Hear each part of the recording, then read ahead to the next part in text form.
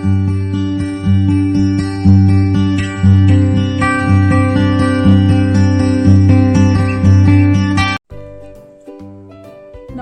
বন্ধু বান্ধৱীসকল, মোৰ চেনেললৈ স্বাগতম জনালো সকলোকে।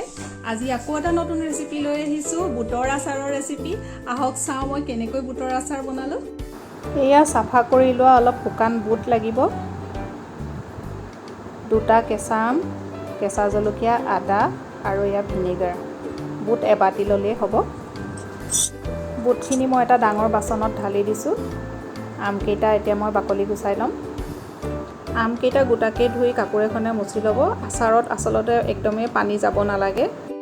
আদা আৰু জলকীয়াখিনিও ধুই শুকান কাপোৰেৰে মুচি ল'ব, তেতিয়াহে আচাৰ বহুদিনলৈ ভাল হৈ থাকে।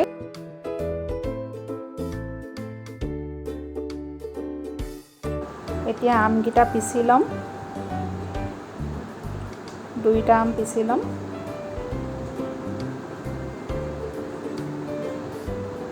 এই আদাখিনি কুটি ল'ম, জলকীয়াখিনি কুটি লৈছোঁৱে মই। আপোনালোকে মোৰ এই ভিডিঅ'টোত এটা লাইক আৰু এটা কমেণ্ট কৰিব। আপোনালোকৰ এটা লাইক আৰু এটা কমেণ্টেই মোৰ বাবে বহুমূলীয়া। লগতে যদি নতুনকৈ মোৰ চেনেলটো চাইছে তেতিয়াহ'লে মোৰ চেনেলটো ছাবস্ক্ৰাইব কৰিব আৰু কাষতে থকা বেল আইকনটো টিপি দিব। এয়া মই এতিয়া বুটখিনিৰ ওপৰত আমখিনি এনেদৰে দি দিছোঁ। আমৰ পৰা ৰস ওলাব, সেই ৰসখিনিয়ে বুটখিনি তিয়াই দিব। আদা দিছোঁ, জলকীয়া দিছোঁ আৰু নিমখ দিছোঁ। নিমখ আপোনালোকে সোৱাদ অনুসৰি দিব।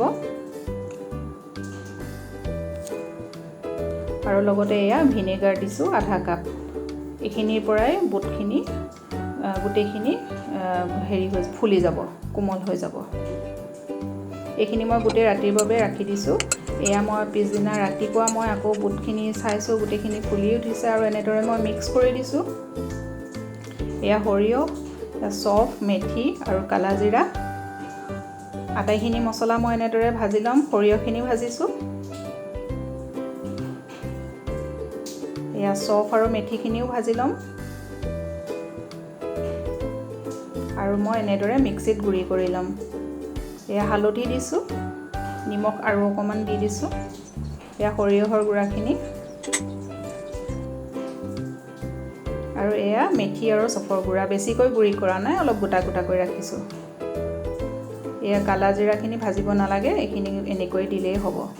এয়া অলপ জলকীয়া গুড়ি, আটাইখিনি মই মিক্স কৰি দিছোঁ ভালদৰে।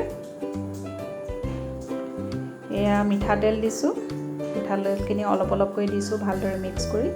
মই প্ৰায় 200 মিলিলিটাৰ দিছোঁ মিঠাতেল।